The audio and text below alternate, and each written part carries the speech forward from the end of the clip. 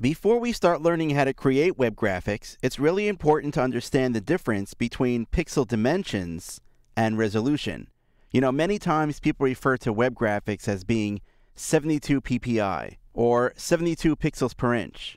However, the reality is that's not always the case. You see, many of today's monitors are a much higher resolution, like maybe about 120 or 140 pixels per inch. And if you look beyond just the computer screen, handheld mobile devices like phones, for example, those can have even higher resolutions. In fact, the iPhone 4 has a resolution of over 300 pixels per inch. The reality is that a real web designer doesn't care about pixels per inch at all. In fact, the whole 72 ppi thing probably started because the original Macintosh had that resolution on its monitor. But to a web designer today, what matters most is the actual pixel dimension, meaning how many pixels wide and how many pixels tall. For example, if you look at your monitor, it's probably set to a certain resolution, things like 1024 by 768 or 1440 by 900. We don't really care about the size of the pixels as much as we do as the number of pixels. Take this example that I have right here. As you can see, I've created 3 rectangles in this document called resolutions.ai.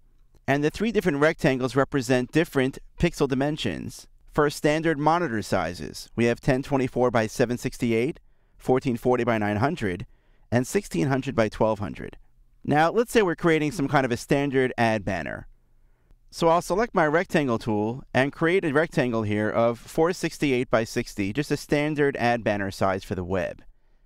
Notice now if I go ahead and position this right about here on the screen, you can see how much space this ad banner takes up on a monitor set to 1024 by 768.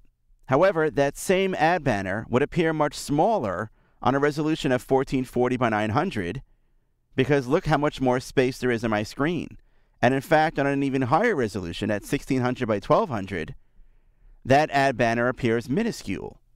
To get a better idea of this concept, I'm going to come over here to my artboards panel, and I'm going to double-click where it says monitors to switch to this artboard.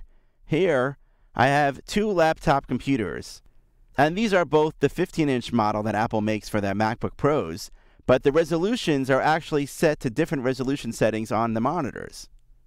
For example, on this laptop right here, the monitor is set to 1024 by 768, whereas on this laptop here, the screen is set to a resolution of 1440 by 900.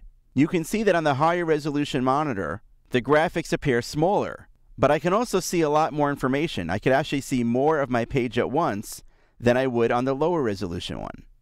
In other words, if I have a very high resolution, I can see more content at once, but the content is a little bit smaller. Whereas in a lower resolution, I can actually see larger images, but I can get less content on my screen at any one time, and I need to scroll more to see it. Now, as a designer, there are 2 main things that you're going to need to think about.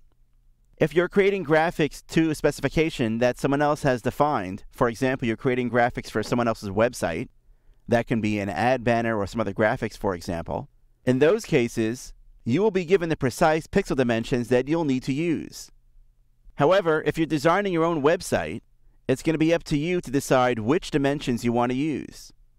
Many web designers today assume that most people have at least a 1024 by 768 monitor, and so they generally design websites at a width of around 950 pixels in width. Of course, these are all decisions that you're going to have to make.